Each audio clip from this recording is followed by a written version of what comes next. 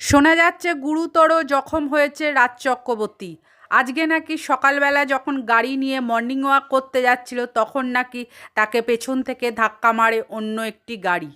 প্রত্যক্ষদর্শীরা তাকে এই অবস্থায়, এরকম অবস্থায় দেখার সঙ্গে সঙ্গে স্থানীয় হাসপাতালে নিয়ে গিয়ে ভর্তি করে।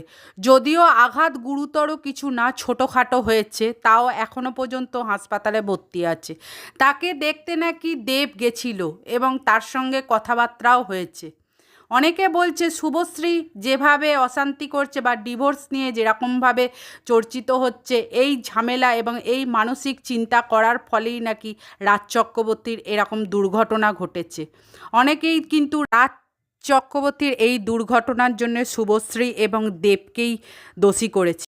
শুভশ্রীর ভক্তরা কিন্তু বলছে এই সময় শুভশ্রী অবশ্যই রাজের এবং তার সন্তানদের পাশে থাকা উচিত। কারণ শুভশ্রী এই যে জিনিস করছে, এখন এই জিনিস করা কখনোই উচিত নয়। কারণ তার দুই সন্তানের কথা মাথায় রেখে এই ডিভোর্স থেকে সরে যাওয়াই উচিত বলে মনে করে নেটিজেনরা।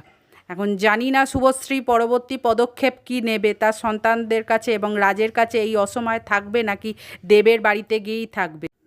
কারণ শোনা যাচ্ছে শুভশ্রী এখন রাজকে ছেড়ে অনেক দূরে রয়েছে। দেখা যাক এরপরে কি হয়।